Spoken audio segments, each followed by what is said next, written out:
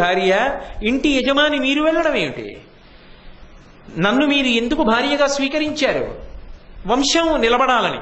వంశం నిలబడడానికి కావలసినట్టుగా కొడుకుని కూతుర్ని కని ఇచ్చేసానుగా, ఇక నేను ఉండి ప్రయోజనం ఏమిటి?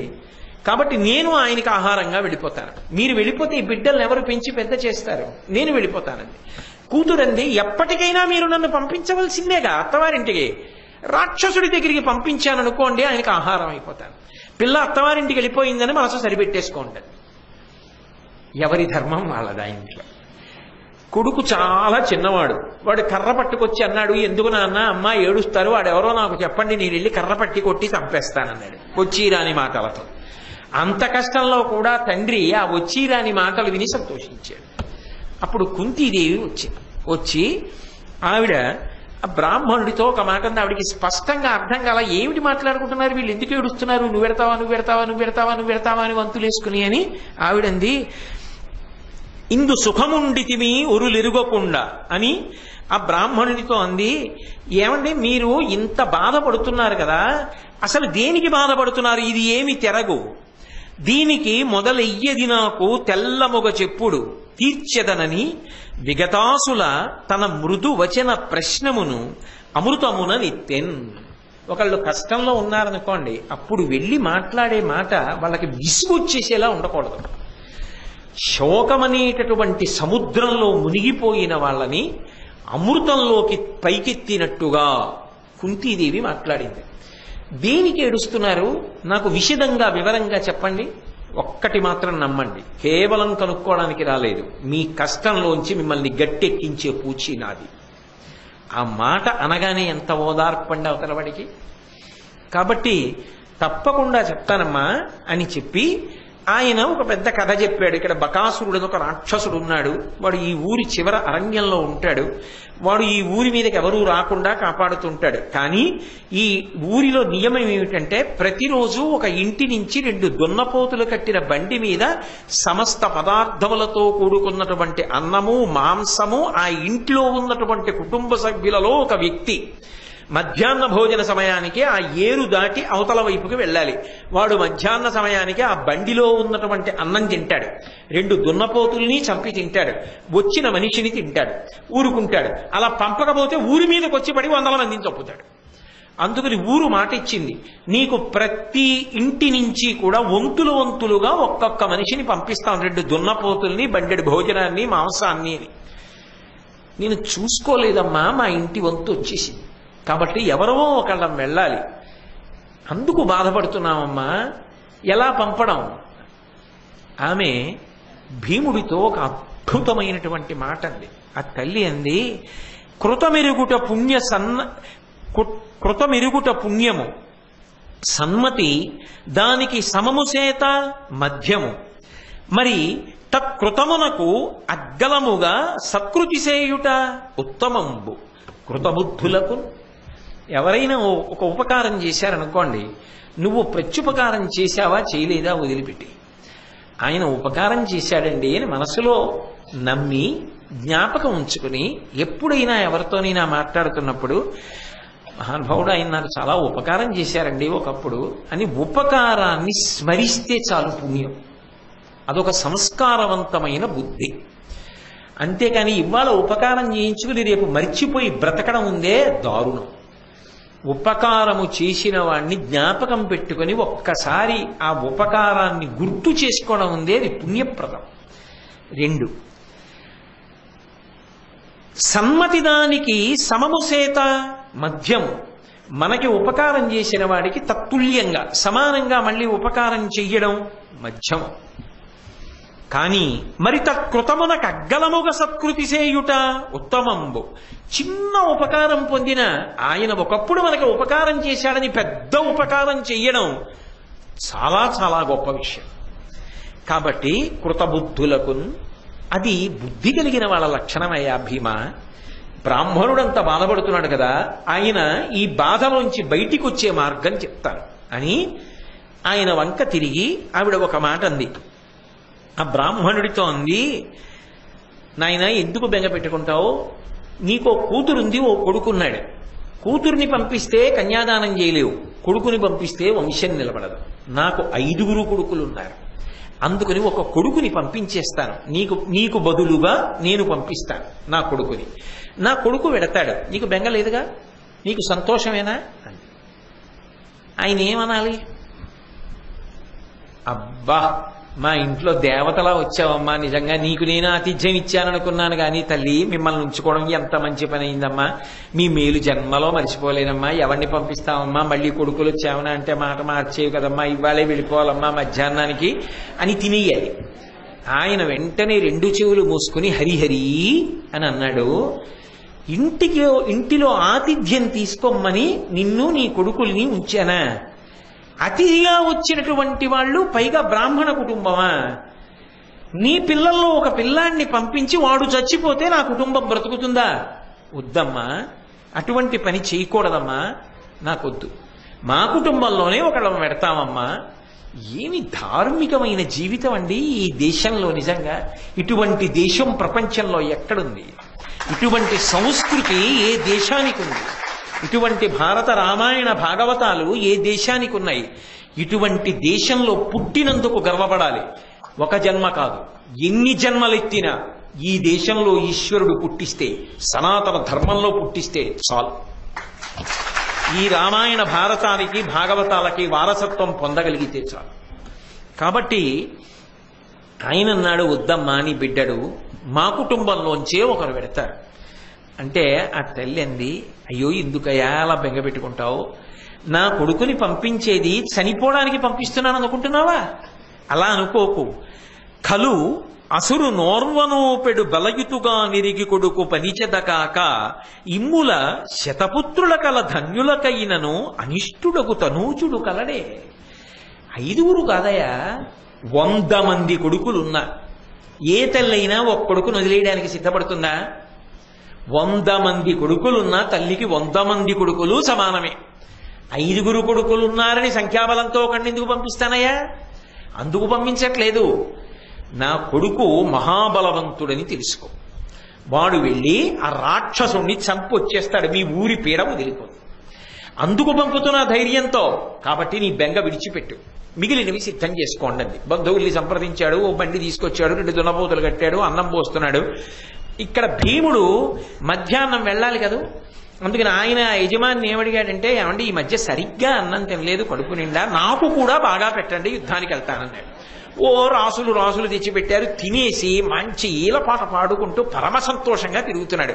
ఈలోగా భిక్షాటన చేసి ధర్మరాజు గారు మిగిలిన వాళ్ళు ఇంటికి వచ్చారు. ధర్మరాజు గారికి భీముడు వాలకం చూస్తే అనుమానం వచ్చి తిన్నగా భీముడిని అడగకుండా కుంతీదేవి దగ్గరికి వెళ్ళాడు. అమ్మా, భీముడికి ఏమైనా ఎవరితోన్నా యుద్ధం చేసే అవకాశం వచ్చిందా ఏమిటమ్మా? చాలా సంతోషంగా ఉన్నాడు, ఈ మధ్య యుద్ధాలు చేయలేదు కదా, హిడింబాసురుణ్ణి చంపిన తర్వాత బుద్ధిగా వేదం నీతిశాస్త్రం అవి చదువుకుని ధర్మశాస్త్రం అవి భిక్షాటన చేస్తూ బతుకుతున్నాడు, ఇంత సంతోషంగా ఉన్నాడు ఏమిటమ్మా, ఎవరితోన్నా యుద్ధానికి పంపుతున్నావా అన్నాడు. ఆవిడంది, బకాసురుడితో యుద్ధానికి పంపుతున్నానరా, ఇలా బ్రాహ్మణుడికి కష్టం వచ్చింది, మన కుటుంబం పనుపున పంపుతున్నానన్న మిషతో భీముణ్ణి పంపుతున్నానని. ఆయన అన్నాడు, ఎంత పని చేశావమ్మా, వాయుదేవుడి అనుగ్రహం చేత కన్నాడే తండ్రి పాండురాజు, మహానుభావుడు హిడింబాసురుణ్ణి వధించాడే, లక్క ఇల్లు కాలిపోతున్నప్పుడు మన 4 తీసుకుని మోసి తీసుకొచ్చాడే, మన 5 మోసి తీసుకొచ్చాడే, ఎవడు లేకపోతే పాండవుల బలం లేదో అటువంటి వాణ్ణి రాక్షసుల పాలు చేస్తావా అమ్మా? ఎందుకమ్మా ఇటువంటి నిర్ణయం చేశావు అన్నాడు. అంటే ఆవిడ నవ్వి అంది, నేనంత అమాయకురాల్ని కానురా కొడక, నేను చెయ్యడానికి ఒక ప్రధానమైనటువంటి కారణం ఉంది. ఈ భీముడు పుట్టిన తరువాత 10వ రోజు, ఇంకా 10వ రోజున నేను వీడిని ఎత్తుకుని కొండ ఎక్కుతూ కొండ మీద వెడుతున్నాను, శతశృంగం మీద వెడుతున్నప్పుడు వీడు జారి కింద పడిపోయాడు. కింద జారి పడిపోతే నేనేమనుకున్నానంటే, చేతిలోంచి పిల్లవాడు జారి కిందలో ఉన్న పెద్ద శిలల మీద పడిపోయాడు, వీడికి చాలా దెబ్బలు తగిలుంటాయనుకున్నాను. కానీ నేను చూసేటప్పటికి శిలలన్నీ చూర్ణములైపోయి వీడు ఆడుకుంటున్నాడు. అది 10వ రోజు. వీడి బలం ఇంద్రుడి చేతిలోని వజ్రాయుధం ఎలా ఉంటుందో వీడి శరీరం అటువంటిది. తల్లిని నాకు తెలుసు. వాడి బలం ముందు బకాసురుడు కాదు ఏ అసురుడు నిలబడడు. కాబట్టి నువ్వేమీ బెంగ పెట్టుకోకు నాయనా, తప్పకుండా బకాసుర సంహారం చేస్తాడు. పైగా నేను నీకు ఇంకొక పెద్ద ధర్మం చెప్తాను విను. అది కుంతీదేవి యొక్క ధర్మం అంటే అని ఆవిడంది. ఉత్తమ క్షత్రియుండురుల దుఃఖంబుల తలగంగ పుట్టిన ధర్మశీలున్ అలయక మృత్యుభయం పైనచో విప్రుగాచి సత్పుణ్య లోకములు వడయు ధన్యుడై క్షత్రియు దయగాచి బుధలోక కీర్తినీయంబగు కీర్తివడయు వైశ్య శూద్రులగాచి వసుధాతల స్థిత సర్వ ప్రజాను రంజనము వడయు అనగా సన్మునీంద్రుడైన వేదవ్యాసు వలన దీని నిక్కువముగా వింటి బ్రాహ్మణులకు ప్రియము పాయక చేయంగా కాన్పచూచ పుణ్య కర్మఫలము. నాయనా, నేను తెలియక ఈ పని చెయ్యట్లేదురా. లోకంలో క్షత్రియుడనేటటువంటి వాడు ఎప్పుడైనా సమాజానికి ఉపకారం చేసి బ్రతికాలి.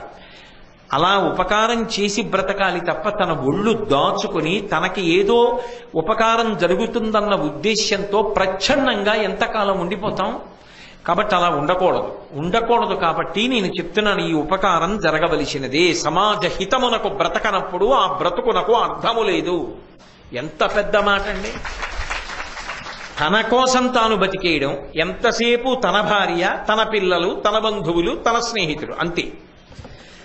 సమస్త సమాజము పట్ల తనకు ఒక కర్తవ్యం ఉన్నది, తాను ఏదో చెయ్యాలి. ఆ కర్తవ్యత నిష్ఠ లేనప్పుడు ఆ బ్రతుకునకు అర్థమే లేదు. ఇది కుంతీదేవి అన్నమాట. అంత కష్టంలో ఉండి సమాజ హితమునకు నిలబడాలి.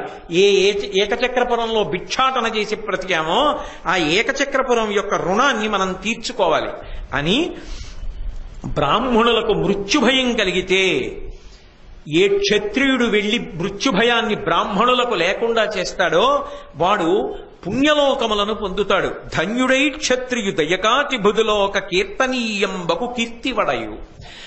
క్షత్రియుడిని కాపాడినటువంటి క్షత్రియుడు పండితుల చేత గౌరవింపబడతాడు, కీర్తింపబడతాడు. ధన్యుడై వైశ్య సూత్రుల కాచి వసుధాతల స్థిత సర్వ ప్రజానురంజనము వడయు. వైశ్యుల్ని, నాలుగో కులం వాళ్ళని రక్షించినటువంటి క్షత్రియుడు ఎవరుంటాడో అతను సర్వ ప్రజల యొక్క పొగట్టని కూడా అందుకుంటాడు. అనగా సన్మునీంద్రుడైన వేదవ్యాసు వలన దీని నిక్కువముగ వింటి. సన్మునీంద్రుడైనటువంటి వేదవ్యాసుడు చెప్తుండగా నేను ఈ ధర్మాన్ని విన్నాను. బ్రాహ్మణులకు ప్రియము పాయగా చేయంగా కాన్పచూవే పుణ్యకర్మ ఫలము. అటువంటి బ్రాహ్మణులు అటువంటి ఉపకారం చేసిన వాళ్ళకి ఉపకారం చెయ్యడం వల్ల నాయన మనం ఎంత అభ్యున్నతిని పొందుతామో తెలుసా? పైగా జననుత బ్రాహ్మణ కార్యము చనచేసిన బ్రాహ్మణ ప్రసాదంబున నీకును నీ తమ్ములకును అగు అనవరత శ్రీ సుఖాయురైశ్వర్యంబుల్. నీ తమ్ముడైనటువంటి భీముడు మీరు కలిసి బ్రాహ్మణులకు ఇటువంటి ఉపకారాన్ని చేయగలిగినట్లయితే మీరు సుఖాన్ని, ఆయువుని, ఐశ్వర్యాన్ని పొందుతారు. ఎంతో ఆర్తితో ఉన్నాడు, కష్టంలో ఉన్నాడు, మనకి ఆశ్రయం ఇచ్చినవాడు. ప్రత్యుపకారం చేయవద్దు, కాబట్టి నువ్వు బెంగ పెట్టుకోకు, మన ధర్మం మనని కాపాడుతుందిరా అంది. ధర్మరాజు సంతోషించి అమ్మా తప్పకుండా తమ్ముడిని అలా రాక్షస సంహారానికి పంపించన్నాడు. సరే వెళ్ళాడు, బకాసుర సంహారం చేశాడు, తిరిగి వచ్చేశాడు. ఆ శవాన్ని ఈడ్చుకొచ్చి ఆ ఊరి రాజద్వారం దగ్గర పడేశాడు. ఆ ఏకచక్రపురవాసులు అందరూ వెళ్ళారు, ఎంతో సంతోషించారు. ఈ కుటుంబం మనకింత ఉపకారం చేసిందన్నారు. అయినా సరే ఇప్పుడు మనం బాగా ఊంచుకున్నాం, ఈ ఊళ్ళో 10 మంది మనకు బాగా తెలిశారు, అందరూ మనని పొగుడుతున్నారు, కాబట్టి ఇక్కడ ఉన్నా మనకి ఇబ్బంది లేదు, ఇక భిక్షాటంగా మనం వెళ్ళక్కర్లేదు, వాళ్లే పట్టుకొచ్చి మనకి పెడుతుంటారు అని ఆయన అనలేదు. ఆవిడ అనలేదు కుంతీదేవి. ఆవిడన్న మాట బాగా జ్ఞాపకం పెట్టుకోవాలి. ఆవిడంది, కడుపెద్ద కాలముండితి మొడవడి ఇందెంతకాలమున్నను మనకయ్యడు లాభమేమి, మరి ఎప్పుడు నుచిత ఎరుల ఇండ్ల పొత్తుననుండను. జరిగిపోతోంది కదా అని బ్రాహ్మణ కుటుంబంతో కలిసి ఉండి ఇలా పెట్టినది తింటూ ఎంతకాలం బతుకుతాం? మన ప్రయత్నం మనం చేసి మళ్ళీ రాజ్యాన్ని సంపాదించి క్షత్రియులైనందుకు రాజ్య పరిపాలన చెయ్యాలి కదా. కాబట్టి జరిగిపోతోందని కూర్చోవడం కాదు, ఎదర వృద్ధిలోకి రావడానికి ధైర్యం చేసి బయలుదేరండి. మనం ఇక్కడి నుంచి బయలుదేరదాం. బయలుదేరి అదిగో మహానుభావుడైనటువంటి వాడు అక్కడ ఉన్నాడు. ఆ దృష్టజ్యుమ్నుని, ద్రౌపదిని కొడుకుగా, కూతురుగా కన్నటువంటి ద్రుపద మహారాజు పరిపాలన చేస్తున్నటువంటి పాంచాలపురానికి వెడదాం. అక్కడ ధర్మాత్ములున్నారు, అక్కడికి వెళ్ళి మన అదృష్టాన్ని పరిశీలించుకుందాం. వృద్ధిలోకి రావడానికి ఓ కుమారులారా ప్రయత్నిద్దాం. కాబట్టి బయలుదేరండి. తల్లి మాట ఔదల దాల్చి కుమారుడు బయలుదేరుతున్నారు. అంటే శుభం వైపుకి తిరుగుతోంది. ఈలోగా వేదవ్యాస భగవానుడు వచ్చి అనుగ్రహించాడు. మీరు బయలుదేరండి పాంచాలపురం వైపు కన్నాడు.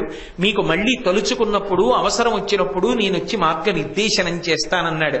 ఇన్ని కష్టాలు పడిన పాండవులు, ఇంత కష్టపడిన కుంతి మంగళప్రదమైన మలుపు తిరిగి ఆ ఏకచక్రపురాల్లో బకాసురుణ్ణి వధించి వాళ్ళు మర్చిపోలేనంత ప్రత్యుపకారం ఆ ఊరివాసులకు చేసి అక్కడ నుంచి బయలుదేరి మళ్ళీ వాళ్ళు ఏ క్షాత్ర ధర్మంతో ముందుకెళ్లాలో అటువంటి క్షాత్ర ధర్మంతో ముందుకు వెళ్లడం ప్రారంభం చేశారనేటటువంటి మంగళకరమైనటువంటి సందర్భం దగ్గర ఇవాళ నేను నా ప్రవచనాన్ని ఆపుతున్నాను. పాండవులతో కలిసి ద్రౌపదీదేవి, పాండవులతో కలిసి కుంతీదేవి పాంచాలపురానికి బయలుదేరినటువంటి సందర్భం దగ్గర మొన్నటి రోజు ప్రవచనాన్ని ఆపు చేయడం జరిగింది.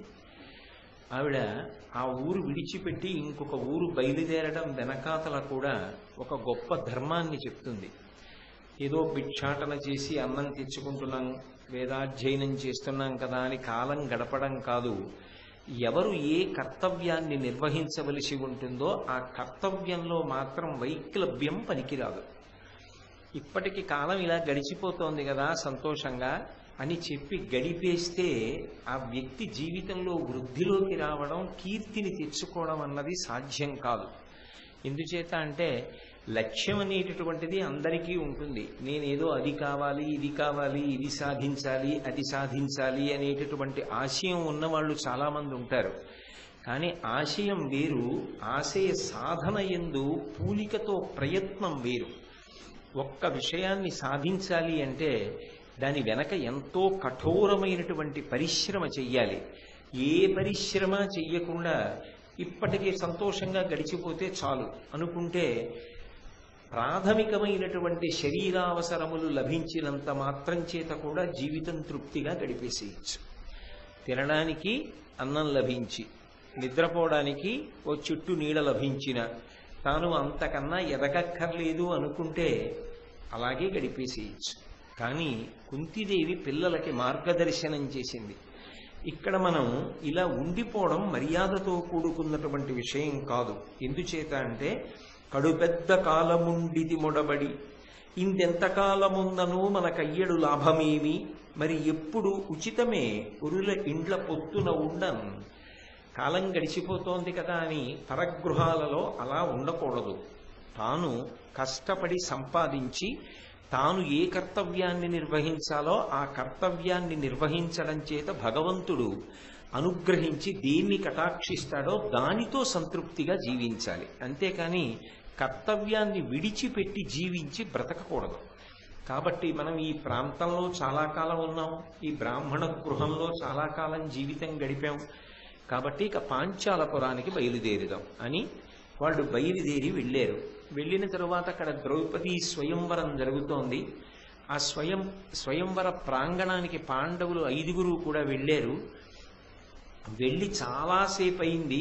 ఎందుచేత అంటే అక్కడ మత్స్యయంత్రాన్ని అర్జునుడు కొట్టడం, వాళ్ళు బ్రాహ్మణ వేషాల్లో ఉన్న కారణం చేత అనేక మంది క్షత్రియులు సాధించలేనటువంటి విషయాన్ని ఒక బ్రాహ్మణుడు ఎలా సాధించాడు అని కర్ణాది వీరులందరూ కూడా పాండవుల మీదకి యుద్ధానికి రావడం, పాండవులు తమదైనటువంటి తేజస్సు చేత వాళ్ళని గెలవడం, ఈ కారణాల చేత కొంత విలంబనమైంది. ఆ 5 పిల్లలు ఇంటికి రాలేదు.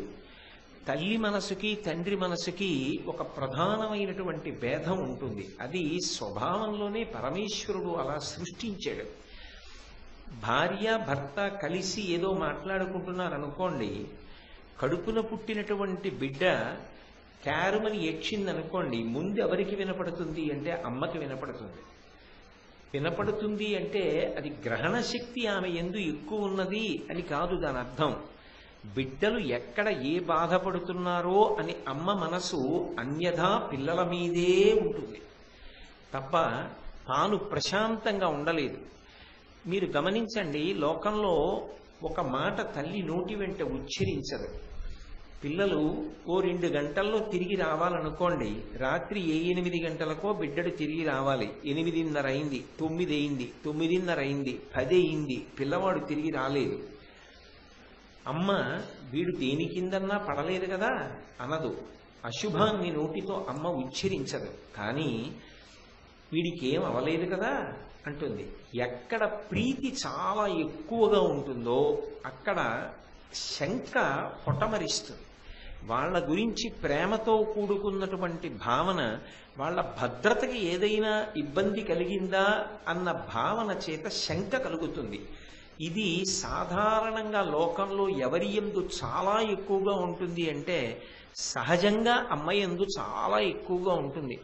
అమ్మ అలా లేకపోతే ఎలా పెరిగి పెద్దవాళ్ళు అవుతారండి పిల్లలు? అసలు నిరంతరం అదొక తపస్సుగా ఎక్కడ ఉండనివ్వండి, బిడ్డల మీదే మనసు ఉంటుంది.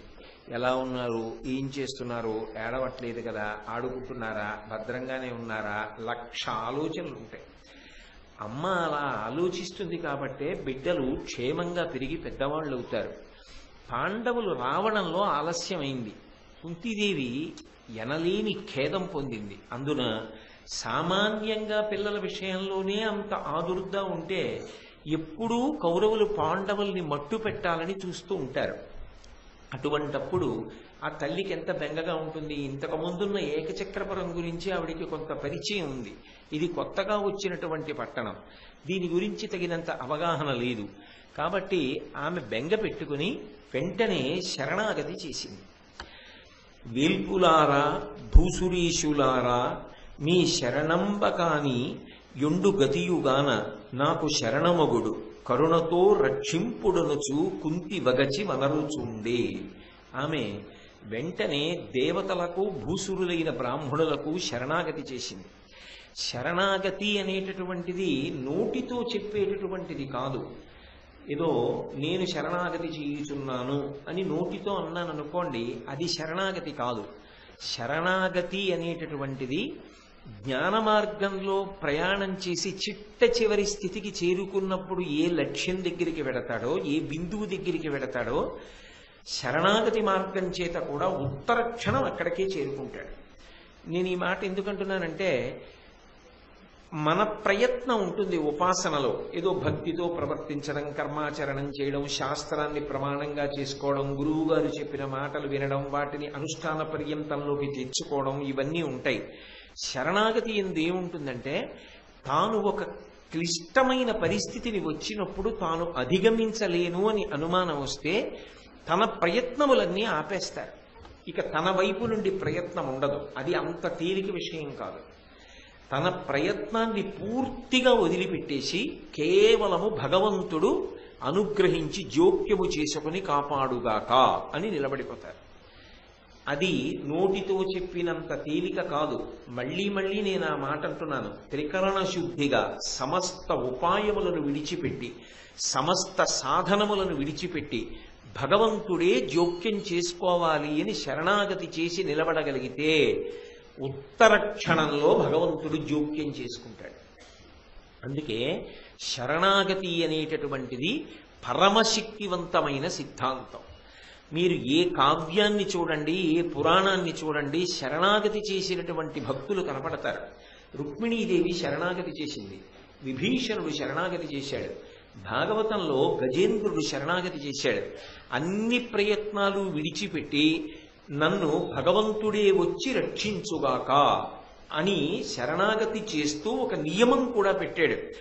ఆ వచ్చినటువంటి వాడు నన్ను రక్షించడానికి ఏదో ప్రహ్లాదుడిని రక్షించడానికి వచ్చినట్టు ఇక్కడ నుండి ఇప్పుడే రావడం కాదు. నేను ఎంత నమ్మకంతో శరణాగతి చేస్తున్నానో ఆ నమ్మకం ప్రతిఫలిస్తుండగా తనను తాను మరిచి ఆయన రావాలి. మొరలిరుంగక తన్ను మొరగువాడు అన్నాడు భాగవతంలో. తనను తాను మరిచిపోయి రావాలి అన్నాడు. శరణాగతి ఎంత గొప్పది అంటే, అంతకు ముందు ఎన్నడూ భగవంతుణ్ణి పూజించని వాడైనా గజేంద్రుడు శరణాగతి చేశాడు కాబట్టి ఉత్తర క్షణంలో ఎక్కడో అల వైకుంఠపురంబులో నగరిలో ఆమూల సౌధంబుదాపల మందారవనాంతరమృత సరప్రాతీందుకాంతోపలోత్పల పర్యంకరమా వినోదియగు ఆపన్న ప్రసన్నుండు విహ్వల నాగేంద్రము పాహీ పాహీయన కుయ్యాళించి సంరంభియై సిరికింజప్పడు శంఖచక్రయుగమున్ చేతూ ఈ సంధింపడే పరివారంబును చీరట భ్రగపతిన్ మన్నింపడు ఆకర్ణికంతరథమ్మిల్లము చక్కనొత్తడు వివాద ప్రోద్ధిత శ్రీ కుచోపరి చేలాంచలమైన వీడడు గజ ప్రాణావనోత్సాహి తన వెంటన్సిరి లచ్చి వెంటను అవరోధవ్రాతముందాని వెనుక పక్షీంద్రుడును ధను కౌమోదికి శంఖచక్ర నికాయంబును గజనీకాంతుడు తావొచ్చి రొయ్యన వైకుంఠపురంబునన్ కలుగువారాబాల గోపాలమున్. అంతమంది తన వెనక వస్తున్నా ఎక్కడికెడుతున్నారని లక్ష్మీదేవి అడిగినా జవాబు చెప్పకుండా శరణాగతి చేసినటువంటి గజేంద్రుణ్ణి రక్షించడానికి ఆయన పెట్టిన నియమాన్ని మన్నించి తనని తాను మరిచిపోయి వచ్చాడు. అంటే ఇత పూర్వం ఎప్పుడూ పూజించని వాడైనా సరే శరణాగతి చేస్తే మాత్రం భగవంతుడు అంత తీవ్రంగా జోక్యం చేసుకుంటాడు. అందుకే శరణాగతి సిద్ధాంతం బాగా అర్థం కావడానికి రామకృష్ణ పరమహంస చిన్న కథ చెప్తారు. చిన్న కథ ద్వారా జటిలమైన సిద్ధాంతాన్ని ఆవిష్కరించడంలో బహునైపుణ్యము కలిగినటువంటి వారిలో రామకృష్ణ పరమహంస ఒకరు. అటువంటి సద్గురువు ఆయన. అందుకే ఒకప్పుడు శరణాగతి సిద్ధాంతం గురించి శిష్యులకు చెప్తూ ఒక గొప్ప విశేషాన్ని చెప్పారు. ఒకప్పుడు ఒక మహాభక్తుడు ఒక ఆయన అటుగా వెళ్ళిపోతున్నాడు. అటుగా వెళ్ళిపోతుంటే కొంతమంది ధూర్తులైనటువంటి పిల్లలు ఆయన్ని రాళ్లు పెట్టి కొట్టారు. ఆయన ఏ ప్రతీకారము చెయ్యకుండా అలాగే నిలబడి శరణాగతి చేశాడు. శరణాగతి చెయ్యగానే అప్పటి వరకు లక్ష్మీదేవితో మాట్లాడుతున్న విష్ణువు తటాలున ఆసనం నుంచి లేచి గబగబా రక్షించడానికి పరిగెడుతున్నారు. అలా వెళ్ళిన వారు మళ్ళీ వెనక్కి తిరిగి వచ్చి కూర్చున్నారు. కూర్చుంటే లక్ష్మీదేవి అడిగింది, అదేమిటి అంత తటాలున లేచి బయలుదేరిన వారు అంత చటుక్కున వెనక్కి వచ్చి కూర్చున్నారే అంది. ఏమీ లేదు, శరణాగతి చేశాడని పరిగెత్తబోయాను, ఆయన ఓ రాయి తీసి పిల్లల మీదకి ఇసిరాడు, వెనక్కి వచ్చేసాను అన్నాడు. అంటే తానొక ఉపాయమును పట్టుకుంటే, తానొక సాధనాన్ని పట్టుకుంటే ఇక ఈశ్వర జోక్యం ఉండదు. అన్నిటినీ విడిచిపెట్టి సర్వధర్మాన్ పరిత్యజ్య మామీకం శరణం వ్రజ అహం త్వా సర్వపాపేభ్యో మోక్షయిష్యామి మా శుచ.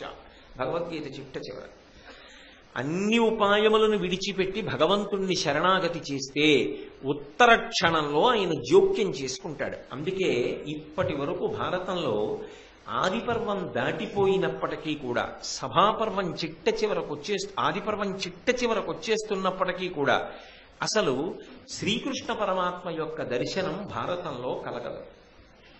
ఇప్పుడు కలుగుతుంది. ఇప్పుడు బలరామకృష్ణులు వస్తారు. ఎందుకు బలరామకృష్ణులు వస్తారు అంటే కుంతీదేవి త్రికరణ శుద్ధిగా శరణాగతి చేసింది. అది భగవంతుని యొక్క దర్శనానికి కారణమైంది. ఎప్పుడైతే ఆవిడ శరణాగతి చేసిందో ఇక మళ్ళీ వేరుగా చెప్పవలసిన అవసరం ఉండదు. అదే భగవంతుని యొక్క అనుగ్రహంగా మారి పాండవులు తమ తమ యొక్క నిజమైనటువంటి స్థితిని వెల్లడి చేయవలసిన అవసరం లేకుండానే శత్రువీరులందరినీ గెలిచి ద్రౌపదీదేవిని తీసుకుని భీమార్జునులు వెనక వస్తున్నారు. ఈలోగా ధర్మరాజు గారు, నకులుడు, సహదేవుడు ముందుగా ఇంటికి వచ్చేశారు. భీమార్జునులిద్దరూ ద్రౌపదీదేవిని తీసుకుని ఇంటికి వచ్చారు.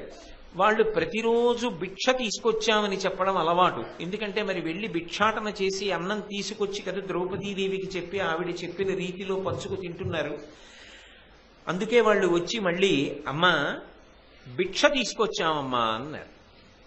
ఆవిడంది 5 ప్రయోజనమును పొందండి అని వెనక్కి తిరిగి చూసింది. ఆ వచ్చిన పిల్ల నల్ల కలువల కాంతితో కలువల వాసన శరీరంలోంచి వస్తూ ఉండగా కలువరేకుల వంటి కన్నులతో నిలబడి ఉన్నటువంటి యాజ్ఞశీని, యజ్ఞము నుండి ఆవిర్భవించినటువంటి మహత్తరమూర్తి ద్రౌపదీదేవి, రాచకాంత. ఆ పిల్లకి కూడా తెలియదు వాళ్ళు పాండవులు అన్న విషయం. ఇప్పుడు ఆశ్చర్యపోయినటువంటి కుంతీదేవి ఒక మాట అంది, ఈ తన్వి తోడ్కొని ఈ తమ్ములిరువురు ప్రీతినేతించి ఈ భిక్ష ఒప్పగునుమని నాకు చెప్పినను ఏ ఊరు ఉపయోగింపుడంటి నా యుక్తి తొల్లి అనృతమెన్నండు కాదనగా మీరెప్పుడు మద్వచనాతిక్రమంబు సేయరు, ఇది లోకమున లేనియది ఏమి సేయంగనగు అని చింతాకులాత్మయైన తల్లి నూరార్చి వాసవ తనయు చూచి పార్థ నీ చేత పడయంగబడిన దీని అగ్నిసన్నిధి పాణిగ్రహణంబు నీవ చేయుమన ధర్మజునకు జిష్ణుడనియే. ఎప్పుడైతే వెనక్కి తిరిగి ద్రౌపదీదేవిని చూసిందో కుంతీదేవి 2 ప్రధానమైన విషయాలు చెప్పింది. ఎంత పొరపాటు మాట నా జీవితంలో వాడాను. ఒక స్త్రీని 5 పంచుకోండని చెప్పాను, ఇది పరమ అధర్మం కదా, లోకంలో ఎక్కడా లేని విషయం కదా, ఇది నా నోట ఎలా వచ్చింది అసలు? రాకూడదే అంటే ఎందుకు రాకూడదు అంటే, ఇత పూర్వం అసలు జరగని విషయాన్ని నేను ఎన్నడూ అనలేదు. నా నోటితో అన్నది జరగకుండా లేదు. మీరు బాగా పట్టుకున్నారో లేదో? ఆవిడ అంటున్న మాట వెనక ఆంతర్యం అది. అందుకు పాండవుల ద్రౌపదీ వివాహమునందు కుంతి మాట కూడా ప్రమాణమై కూర్చుంది. ఆవిడ తన గురించి తాను గొప్ప చెప్పుకోవడం కాదు, ఆవిడ ఒక మాట చెప్పింది. నా యుక్తి తొల్లి అనృతం ఎన్నండు కాదనగా, ఇత పూర్వం ఎప్పుడూ కూడా నా నోటి వెంట వచ్చినటువంటి మాట జరగకపోవడం అన్నది లేదు. ఒక మాట అన్నానంటే జరుగుతుంది. అంటే ఏమిటి దాని అర్థం అంటే, మీరు బాగా ఒక విషయాన్ని పట్టుకోవాలి.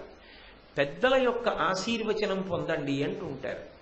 ఎందుకు అసలు ఆశీర్వచనం అన్నది అంటే, భాగవతోత్తములైన వారు నిరంతరం భగవంతుణ్ణి నమ్ముకుని బ్రతికేటటువంటి వారి నోటి వెంట ఏ మాట వస్తుందో ఆ మాట అబద్ధమవడానికి వీల్లేదు. భగవంతుడు దాన్ని నిజం చేసేటటువంటి కర్తవ్యాన్ని భుజాలకు ఎత్తుకుంటాడు. ఎందువల్ల? తనని అంత నమ్ముకున్నటువంటి ఒక యోగి నోటి వెంట వచ్చినటువంటి మాట ఒకవేళ భగవంతుడు అలా జరగకూడదని నిర్ణయం చేసి ఉన్న కారణం చేత అది తెలియక ఆ యోగి అన్న మాట నిజం కాకుండానే పోయిందనుకోండి ఈశ్వరుడి యొక్క నిర్ణయం వల్ల, అప్పుడు ఆ యోగి గౌరవం ఎక్కడుంది? యోగి గౌరవాన్ని ఎవరు కాపాడాలి? భగవంతుడు కాపాడాలి. అప్పుడు భగవంతుడు తన నిర్ణయాన్ని మార్చుకుంటాడు. నేను అన్న మాట మీకు బాగా అర్థమైందో లేదో? ఒక ఉదాహరణ చెప్పాలంటే, ఒక అల్పాయుర్దాయం కలిగిన వ్యక్తి ఉన్నాడు. ఆయనకి ఎక్కువ ఆయుర్దాయం లేదు, ఏ 16 ఏళ్ళలో బ్రతకాలి. ఆయన త్రికరణ శుద్ధిగా జీవించేటటువంటి యోగి అయినటువంటి వ్యక్తి. యోగి అన్న మాటకు అర్థం ఏంటంటే, అనేన యుజ్యతే ఇతి యోగః అని పతంజలి భాష్యం. అనేకముగా కనపడేటటువంటివన్నీ ఒక్కటిగా చూడగలిగినటువంటి వాడు. బంగారంతో అనేక ఆభరణములు చేసి అక్కడ పెట్టినా ఇదంతా బంగారం అనగలిగినటువంటి వాడు. ఇన్ని రూపాలతో ఇన్ని పేర్లతో ప్రపంచం కనపడుతున్నా యథార్థమునకి ఇదంతా భగవంతుని యొక్క సృష్టి, భగవంతుడు వినా ఇంకొకటి లేదు అని చూడగలిగినటువంటి విశాల హృదయుడు ఎవరున్నాడో అటువంటి వాడి నోటి వెంట వచ్చిన మాట అనృతము కాకుండా అబద్ధం కాకుండా చూడవలసిన కర్తవ్యం ఎవరిది అంటే ఈశ్వరుడి. అందుకే అసలు అటువంటి మాట వారి నోటి వెంట రాదు. రాకుండా ఈశ్వరుడు జాగ్రత్త పడతాడు. ఎందుకనంటే వాక్కు మనుష్యులకొక్కరికే భగవంతుడు ఇచ్చాడు. వాక్కు అగ్నిస్వరూపం. వేదం చెప్తుంది వాక్కు అగ్నితో సమానం. అందుకే మంచి మాటలు వింటే అజ్ఞాన దాహకత్వం, అజ్ఞానం పోతుంది. అగ్ని వస్తువులను ఎలా కాల్చేస్తుందో వాక్కు కూడా అవతల వారిలోని అజ్ఞానాన్ని దహించేస్తుంది, కాల్చేస్తుంది. అంత గొప్ప శక్తి కలిగినటువంటి వాక్కు జరగనిది, అబద్ధమైనది అసలు పరమ భాగవతోత్తములు యోగులైనటువంటి వారి నోటి వెంట రాదు. అందుకే ఇత పూర్వం ఏది జరగకూడదో ఏది జరగదో అది నా నోటి వెంట ఈశ్వరుడు పలికించలేదు. ఇప్పుడు నేనన్నది జరగాలని నేనే అనుకోను. ఎందుకనంటే 5 పురుషులు ఒక కాంతని ఎలా స్వీకరిస్తారు? కానీ మరి నా నోటి వెంట ఈ మాట ఎందుకు వచ్చింది అంటే, ఏదో ఇందులో ఉండి ఉండాలి రహస్యం, దీని వెనక ఏదో మర్మ ఉండి ఉండాలి. లేకుండా భగవంతుడు నా చేత ఎందుకు అనిపిస్తాడు? కానీ ఈ మాట అన్నానేమిటి? ఈ మాట నేను అనడం వెనకాతల 5 కొడుకుల్ని ఒక్క కోడల్ని స్వీకరించండి అని చెప్పడానికి నేను ఏ ప్రమాణం చేసి చెప్పను. ఆవిడికి తెలియకపోవచ్చు, కానీ ఆవిడ సత్యమే చెప్తోంది. అది వ్యాసుడికి తెలుసు. మొన్న నేను మీకు వ్యాస విశేషాలు చెప్పినప్పుడు చెప్పాను కదా, దీన్ని పరిష్కరించగలిగిన వాడు వ్యాసుడు ఒక్కడే. ద్రౌపదీదేవి ఎవరు అంటే తత్వతః ఆమె యాజ్ఞసేని స్వర్గలక్ష్మి. 5గురుగా కనపడుతున్న పాండవులు ఎవరు అంటే 5 ఇంద్రులే. ఒక ఇంద్రుడు, ఒక స్వర్గలక్ష్మి. 5గురుగా వాళ్ళు ప్రకాశిస్తున్నారు. ఒకడుగా ఆమె ఉన్నది, ఒకటెగా ఆమె ఉన్నది. నేనే ఆఫీస్కి వెళ్ళేటప్పుడు ప్యాంటు షర్టు వేసుకెడతాను. నేనే ఇంట్లో పూజ చేసుకుంటూ ఉంటే ఓ ధావళి కట్టుకుంటాను. నేనే ప్రవచనానికి వచ్చినప్పుడు గోచి పోసి పంచె కట్టుకుంటాను. నేనే నిద్రపోతున్నప్పుడు ఓ చలవ బట్ట, తేలికైన బట్ట కట్టుకుని నిద్రపోతాను. ఏ బట్ట కట్టుకున్నా నేనేనా కాదా? అలాగే 5గురుగా కనపడుతున్న తత్వతః ఇంద్రులే వాళ్ళు. ఆమె స్వర్గలక్ష్మియే.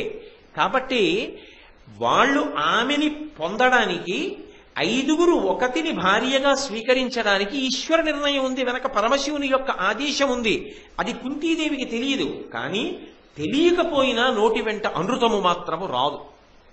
వాళ్ళు అన్నారంటే అది సత్యమే అయి ఉంటుందంతే. అది దేని వలన వస్తుంది ఆ శక్తి అంటే కేవలముగా ఏదో అన్నీ విడిచిపెట్టి ఎక్కడో ముక్కు మూసుకొని కూర్చుని తపోదండం మీద చెయ్యి పెట్టుకుని కూర్చుంటానంటే వచ్చేటటువంటి లక్షణం కాదు. జీవితము తపస్సుగా మారాలి. ఇత పూర్వం మీరు వ్యాసుల వారు చెప్పినటువంటి మాటలు విన్నారు కదా. శాంతి, దాంతి, ఇంద్రియ నిగ్రహము, పరులకు ఉపకారం చేసేటటువంటి బుద్ధి, దానము, భగవత్ చింతనము, ఇటువంటి లక్షణములు ఎవరి యందు ప్రకాశిస్తాయో వాళ్ళ యందు అటువంటి వాక్శుద్ధిని కూడా పరమేశ్వరుడు అనుగ్రహిస్తాడు. కాబట్టి ఈ మాట నా నోటి వెంట ఎందుకు వచ్చిందో అని ఆవిడ ఖేదపడితే తల్లి ఇబ్బంది పడుతోందని గ్రహించినటువంటి ధర్మరాజు గారు అన్నాడు, అర్జున నువ్వు కదా మత్స్యయంత్రం కొట్టి ఈమెని తీసుకొచ్చావు, ఈమెని నువ్వు పరిణయం చేసుకో అన్నాడు. అనగానే అర్జునుడు అన్నాడు, అన్నయ్య నువ్వు పెద్దవాడివి వివాహం చేసుకోకుండా చిన్నవాడిని నేను ఎలా వివాహం చేసుకుంటాను? హిడింబ వృత్తాంతం ఇక్కడ అమ్మాయం కాదు, అక్కడ ధర్మ సూక్ష్మం ఏమిటో మీకు నేను చెప్పాను. కాబట్టి నేను చేసుకోకూడదు, పెద్దవాడివి కాబట్టి నువ్వు ఈమెను వివాహం చేసుకో. ధర్మరాజు గారిని వివాహం చేసుకోమని అర్జునుడు చెబుతున్నటువంటి సందర్భంలో 5గురు వివాహం చేసుకు తీరాలనేటటువంటి లక్షణము అంతర్లీనముగా పరమశివుని వలన ఆదేశముగా ప్రసరించి ఉన్న కారణం చేత సమస్యకు పరిష్కారం మాత్రం లభించలేదు. కానీ ఈలోగా ఒక గొప్ప విచిత్రం జరిగింది. వాళ్ళెవరో తెలియలేదు. 5గురు బ్రాహ్మణుల్లో ఉన్నారు. బ్రాహ్మణులకు ఇంత క్షాత్రం ఎక్కడిది, ఇంత బలం ఎక్కడిది, యుద్ధం చెయ్యగలిగిన శక్తి ఎక్కడిది?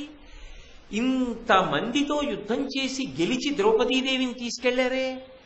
అసలు వీళ్ళెవరో కనిపెట్టి రమ్మని ఆమె సోదరుడు, ద్రౌపదీదేవి సోదరుడైనటువంటి దృష్టజ్యుమ్నుణ్ణి ద్రుపద మహారాజు గారు పంపించాడు.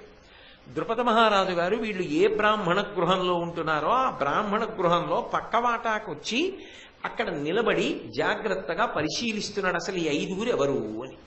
వెనక్కొచ్చి తండ్రితో చెప్పాడు, నాన్నగారు వాళ్ళ 5గురు భిక్ష తీసుకొచ్చారు, భిక్షాన్నం పట్టుకొచ్చారు. ఆ ఊరిలో బయటికి వెళ్ళి అన్ని ఇళ్ల దగ్గర భిక్షాటన చేసిన అన్నం తల్లి కుంతీదేవి దగ్గర ఇచ్చారు. ఆవిడ ఒక మాట చెప్పింది, మొట్టమొదట ఈ అన్నంలో కొంత భాగాన్ని పట్టుకెళ్ళి అతిథులకు పెట్టండి. ఎవరు మన ఇంటికి అన్నం కోసం వచ్చారో వాళ్ళకి ముందు భోజనం పెట్టండి. ఆ తర్వాత మన ఇంటికి అన్నం కోసం రాకపోయినా బాటసారులై ఆకలితో ఉన్న వాళ్ళు ఎవరుంటారో పిలిచి కొంత అన్నం వాళ్ళకి పెట్టండి. ఆ మిగిలిన అన్నాన్ని సగభాగం చెయ్యండి. ఎవరితో చెప్తున్నది? పాండవులకైతే చెప్పక్కర్లేదు, రోజు జరుగుతున్నది అదే. కొత్తగా వచ్చిన పిల్ల ఎవరు? ద్రౌపదీదేవి. అంటే ఆవిడ ఆ పిల్ల ఎవరో, ఆ పిల్లకి తనకి ఉన్న అనుబంధమేమో తెలియకుండా కర్తవ్యాన్ని ఎలా చెప్తుంది? ఎవరో బయట పిల్ల అయితే అమ్మ పక్కన కూర్చో అని తాను నిర్వర్తించాలి ఆ పని, లేకపోతే పాండవులకు అప్పచెప్పాలి. అంటే తన మాట మీద కుంతీదేవికి అంత నమ్మకం, నా నోటి వెంట ఉత్తినే ఈ మాట రాదు, ఈమె నా కోడలే అవుతుంది, నా 5గురు కొడుకులకు పత్ని అవుతుంది. అందుకే ఇప్పుడు ఈ పని ఎవరికి అప్పచెప్తోందంటే ద్రౌపదీదేవికి అప్పచెప్తోంది. ఎవరు ద్రౌపదీదేవి? ద్రుపద మహారాజు గారి యొక్క కూతురు. అది కూడా ఆయన భార్యయందు జన్మించినది కాదు, ఆయన యజ్ఞం చేస్తే యజ్ఞము నుండి ఉద్భవించినటువంటి కారణజన్మురాలు. కానీ తన ధర్మాన్ని ఎంత బాగా నిర్వర్తించింది అంటే నేను ఈమె కోడలినే అన్న నిర్ణయానికి వచ్చి ఆమె ఏది చెప్పిందో అది చేసింది. అంతేగాని ఇదేమిటండి మేము ఎక్కడో రాచ కుటుంబంలో పుట్టాం, ఈ భిక్షాన్నం ఏమిటి, వచ్చిన వాళ్ళకి పెట్టడం ఏమిటి, అతిథులకు పెట్టడం ఏమిటి, ఈ మిగిలిన అన్నం సగం చేయడం ఏమిటి, సగం భీవుడికి ఎట్టడం ఏమిటి, మిగిలిన సగం పైగా ఏం చెప్పింది కుంతీదేవి? ధర్మరాజు, అర్జునుడు, నకులుడు, సహదేవుడు తింటారు, తిన్న తర్వాత మిగులుతుంది, మిగిలిన పదార్థాన్ని నువ్వు నేను తినాలంది. పరపురుష ఉచ్ఛిష్టాన్ని తింటుందా ఎవరైనా స్త్రీ? అలా తినకూడదు. అది ఎవరి హక్కు అంటే కేవలము ధర్మపత్ని యొక్క హక్కు. అప్పుడప్పుడు బిడ్డలు కూర్చుంటారు. కానీ అది సహజంగా ఎవరి హక్కు అంటే ఒక్క ధర్మపత్నికి. అయినప్పుడు వాళ్ళు తినగా మిగిలినది ఏది ఉందో తల్లిని కనుక నువ్వు పంచుకు తిందాం అంటోంది. అంటే కుంతీదేవి మనసులో నిశ్చయానికి వచ్చింది, నా నోటి వెంట ఈ మాట ఉత్తినే రాదు, ఈమె నా 5 కుమారులకు భార్య అవుతుంది అని విశ్వసించింది. ఆ తర్వాత వీళ్ళ 5 పడుకున్నారు. ద్రౌపదీదేవి ఏం చేసింది, 5 కాళ్ల కట్టున పడుకుంది. ఏదో దిండు పెట్టుకుంటారే అలా పడుకుంది. అది సాధారణంగా లోకంలో ఎక్కడ నియమం, భర్త యందు విశేషానురాగంతో చేసేటటువంటి పని, గౌరవంతో చేసే పని. లక్ష్మీ మహీతనురూప నిజానుభావ నీళాది దివ్య మహిషీకర పల్లవానాం ఆరుణ్య సంక్రమణత కిలసాంద్ర రాగౌ శ్రీ వెంకటేశ చరణౌ శరణం ప్రపద్యే అంటల్లా మనం తెల్లారితే. కాబట్టి అలా ద్రౌపదీదేవి 5 కాళ్ల కట్టున పడుకుంది. వాళ్ళేం మాట్లాడుకుంటున్నారు, బ్రాహ్మణులైతే ఏం మాట్లాడుకోవాలి, రామాయణంలో ఏముంది, భారతంలో ఏముంది, భాగవతంలో ఏముంది, ఈ పద్యం ఎలా అన్వయం అవుతుంది, వేదంలో ఈ ప్రశ్న భాగం ఎలా ఉంటుంది, దానికి ఉపనిషత్తు ఏమిటి, దానికి అన్వయం ఏమిటి, దాన్ని గురువుగారి దగ్గర నేర్చుకున్నప్పుడు స్వరం ఎలా చెప్పవలసి వచ్చింది, గురువుగారు స్వరంతో ఎంత బాగా చెప్పారు, ఇవి బ్రాహ్మణులు మాట్లాడుకోవలసిన మాటలు. వాళ్ళేం మాట్లాడుకుంటున్నారు, బ్రహ్మాండమైనటువంటి వ్యూహాలు యుద్ధంలో ఎలా రచిస్తారు, ఆ వ్యూహములను ఎలా భేదించాలి, భేదించి యుద్ధం ఎలా చెయ్యాలి, ఒక్కొక్క అస్త్రం తాలూకా ప్రయోగం ఎలా ఉంటుంది, అస్త్రాలని ఎలా ఉపసంహారం చేస్తారు, ఇవన్నీ వాళ్ళు 5 మాట్లాడుకుంటున్నారు. వాళ్ళు చేస్తున్న పనికి, కనపడుతున్న రూపానికి, వాళ్ళ మాటలకు సంబంధం ఏమైనా ఉందా? ఏమీ లేదు. ఇది దృష్టద్యుమ్నుడికి ఆశ్చర్యం కలిగి ఇంటికి వెళ్ళి ద్రుపద మహారాజుతో ఇదే చెప్పాడు, నాన్నగారు వాళ్ళు నిజంగా బ్రాహ్మణులో క్షత్రియులో ఏమిటో నాకు అర్థం కాల, కానీ నా చెల్లి మాత్రం ఇంత మర్యాదగా ప్రవర్తించింది.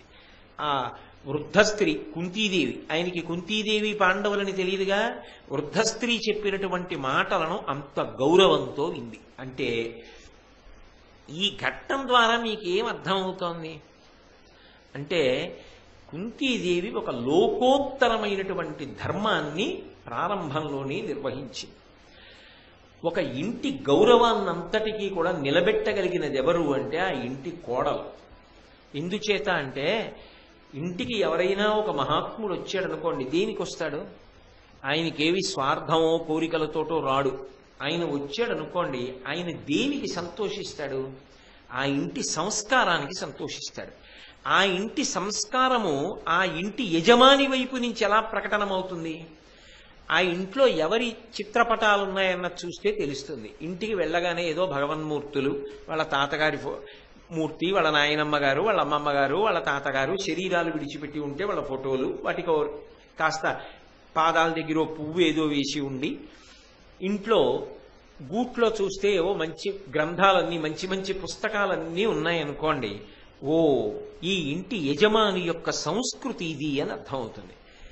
ఇంటికొచ్చిన యజమాని ఇంటికొచ్చిన అతిథి యొక్క ప్రధానమైన తృప్తి దేని మీద ఆధారపడి ఉంటుంది, ఆ యజమానురాలి చేసేటటువంటి మర్యాదని బట్టి ఉంటుంది. అయా కాసిన మంచినీళ్లు తాగుతారా, ఎప్పుడు బయలుదేరారో మార్గాయాసం తీర్చుకుంటారా, కాళ్ళు కడుక్కుని కూర్చుంటారా, కొద్దిగా పాలు ఏమైనా పుచ్చుకుంటారా, మీరు తాగారా తాగలేదా విడిచిపెట్టేయండి. ఆ ఇంట్లో పెద్దదైపోయిన అత్తగారు అడిగితే కాదు గౌరవం, అత్తగారి దగ్గర కోడలు నేర్చుకోవాలి. కోడలు నేర్చుకోవలసిన మొదటి మర్యాద ఏమిటంటే ఇంటికొచ్చినటువంటి అతిథుల్ని గౌరవించడం. ఇంటి యొక్క వృద్ధి దేని మీద ఆధారపడుతుంది, దేవతల యొక్క అనుగ్రహం మీద ఆధారపడుతుంది. దేవతలు దేనికి సంతోషిస్తారు, ఇంటికొచ్చిన అతిథిని పూజించావా, నువ్వు తినడం కాదు 10 మందికి అన్నం పెట్టావా, 10 మందికి పెట్టలేకపోతే ఆ సమయానికి ఆకలితో వస్తే ఎవరికైనా పెట్టావా, పోనీ ఎవ్వడూ రాలేదు, ఎవరూ రాకపోయినా నువ్వు తినేయడం కాదు, ప్రయత్నపూర్వకంగా ఇంత అన్నం ఉంచి ఆ అన్నాన్ని తీసి నువ్వు తినేసిన తర్వాత బయట బలిభక్తులకి వెయ్యాలి. పిడచకట్టి వెయ్యరు, వదులుగా అన్నాన్ని పెడతారు. బలిభుక్కులు అంటే కాకులుంటాయి, కుక్కలుంటాయి, అది నాకు ఉపకారం చేస్తోంది. ఆ కుక్క ఎవరో నాకు తెలియదు, నేను ఎప్పుడు అన్నం పెట్టలేదు. కానీ నేను ఏదైనా ఊరు వెళ్ళినప్పుడు నా ఇంటికి తాళం వేసి ఉండగా రాత్రి చినుకులు పడుతుండగా దొంగలు వచ్చారనుకోండి, దుర్మార్గుడు ఒకనాడు నాకు అన్నం పెట్టాడు కనుక నేనెందుకు మరగాలని కుక్క ఊరుకోదు, అది మురుగుతుంది. ఆ కాకిని చూపించి, చూడు కాకి చెట్టు మీద కావు అంటుంది, ఎంత నల్లగా ఉందోనే అని నా మనవడికి నా భార్య అన్నం పెడుతోంది. ఆ కాకిని చూసి వాడు అన్నం తింటున్నాడు. మరి ప్రకృతిలో ప్రతి వస్తువు నాకు ఉపయోగపడుతోంది. నేను అడిగానని కాదు, నా ఇంటి పక్క చెట్టు కదిలితే దాని గాలి నేను అనుభవిస్తున్నాను. సమస్త ప్రాణుల వలన ఉపకారాన్ని పొందేవాడెవరు అంటే లోకంలో మనుష్యుడొక్కడే. మిగిలిన ప్రాణులు అలా పొందవు. ఒక గాడిద ఉందనుకోండి, అన్ని ప్రాణుల వలన ఉపకారాన్ని గాడిద పొందదు. ఒక గాడిద ఉంటే బరువు మోస్తుంది కాబట్టి దాని నడ్డి మీద బరువు వేసి ప్రయోజనం పొందుతాడు. గుర్రం ఉంటే దాని మీద ఎక్కి వేగంగా కొండెక్కుతాడు. ఒక పువ్వు కనబడితే అందంగా ఉందని తీసుకొచ్చి భగవంతుడి పాదముల మీద సమర్పిస్తాడు. చందనం ఒక కర్రని అరగతీస్తే వస్తుంది అని తెలిస్తే ఆ చందనాన్ని ఒంటికి అలదుకుని చల్లతనాన్ని అనుభవిస్తాడు. ఒక కుక్క పెంచితే రాత్రివేళ తాను నిద్రపోతున్నప్పుడు దొంగ వస్తే మురుగుతుంది అని తెలిస్తే ఓ కుక్కని తీసుకొచ్చి ఇంట్లో కట్టుకుంటున్నాడు. నీటిలో చేప ఎలా వెడుతోందన్నది చూసి దానిని అనుకరించి ఓడ మీద తాను నీటిలో వెడుతున్నాడు. గాలిలో ఎగురుతున్న పక్షిని చూసి దాని నిర్మాణాన్ని అనుకరించి విమానాన్ని చేసుకుని ఆకాశంలో ఎగురుతున్నాడు. ఒక నెమలి పింఛం విప్పి ఆడితే చూసి తాను ఆనందిస్తున్నాడు. ఒక ఏనుగు దంతాన్ని పెరికి తెచ్చి బొమ్మ చేసుకుని ఇంట్లో పెట్టుకుంటున్నాడు. లోకంలో ఎక్కడ భగవంతుడు ఏ ప్రాణియందైనా సరే విలువైనటువంటి విభూతిని ఉంచితే దాన్ని తెచ్చుకొని తనదిగా వాడుకునేవాడు మనుష్యుడొక్కడే. అయినప్పుడు ఆ భూతములనన్నిటినీ కూడా పోషించవలసిన అవసరం కూడా మనిషికి ఉందా లేదా? నువ్వు అన్నిటికీ అన్నం పెట్టలేవు, పోన్లే. ఇంత అన్నం నువ్వు తినేసిన తరువాత బలిభుక్కు అంటే బలిహరణము అంటారు, తీసి అలా పడై అంతే. చీమలు తింటాయి, ఈగలు తింటాయి, మట్టిలో ఉన్న పురుగులు తింటాయి. నీ వలన బ్రతకాలి 4 ప్రాణులు. నీ వలన ఒక్క ప్రాణి బ్రతకని రోజు ఉండకూడదు. నా భోజనం అయిపోయింది అనుకోండి, భోజనం అయిపోయిన తర్వాత విస్తరి తీసేసే ముందు నా భార్య ఇంత అన్నం ఉండిపోతే తీసేసి ఇంకో గిన్నెలో పెట్టి రాత్రి తినాలని అనకూడదు. ఆ అన్నం ఏమైపోతుంది? ఆ అన్నం తీసి బలిభుక్కులకి పెట్టాలి. పెడితే అక్కడ పెట్టేశామనుకోండి, నీకు ఓపిక ఉంది, ఓ ఆకేసి పెట్టు గట్టు మీద, ఏ ఆవో అలా వచ్చి తింటుంది, ఏ కుక్కో తింటుంది. నువ్వు ఎక్కడో మేడ మీద ఉన్నావు, దిగొచ్చి పెట్టడానికి కుదరదు, అలా ఒప్పుకోరు. 10 మంది తిరిగే ప్రాంగణం అని అనుకున్నావు అనుకో, పైనుంచి మట్టిలోకి పడాయి. మట్టిలో అనేక క్రిమికీటకాలు ఉంటాయి, అవి తింటాయి. కానీ నీ వలన ఎంతో కొంత మాత్రం నీతో పాటు ఉన్నటువంటి ప్రాణులు తినాలి. ఇది చిన్నతనం నుంచి అలవాటు కావాలి. అందుకే మా చిన్నతనంలో, అంటే నేను ఇది గొప్పగా చెప్పట్లేదు, అదే నా గొప్ప కాదు, మా తల్లిదండ్రుల గొప్పగా చెప్తున్నా. మా తల్లిదండ్రుల గొప్ప కాదు, వాళ్ళెక్కడో నేర్చుకుని ఉంటారు. సమాజంలో అటువంటి పెద్దలు ఎందరో ఉన్నారు. ఏదో ఓ 4 లడ్డూలు చేతిలో పెట్టి నాకేనా అని పళ్ళెల్లో పట్టుకుపోతుంటాను కదా అలవాటుగా. కాదు, అన్నయ్య కోటి, తమ్ముడు కోటి, చెల్లెలు కోటి పెట్టి నువ్వు ఓటి తిను అంటే వాళ్ళకి పెట్టి తినడం అలవాటు కావాలి. అలా అలవాటు కాకపోతే తానే తినేయడం అలవాటు చేసుకుంటాడు. చిన్నతనం నుంచి కూతురికి తల్లి అలవాటు చేస్తుంది, కోడలికి అత్తగారు అలవాటు చేసుకోవాలి. అత్తగారు ధర్మాన్ని నేర్పాలి. లేకపోతే రేపొద్దున్న ఎవరైనా వస్తే ఏం పెడుతుంది? రేపొద్దున్న బలిభుక్కులకి ఇంత అన్నం మెతుకులు కూడా వేయకపోతే తన బిడ్డలకు ఎక్కడి నుంచి రక్షణ కలుగుతుంది? ఒక ప్రాణి ఆకలితో ఉండి సంతోషిస్తే రేపు తన బిడ్డ ఆకలితో ఉన్నప్పుడు భగవంతుడు ఈ పుణ్యాన్ని అడ్డు పెట్టి అన్నం పెడతాడు.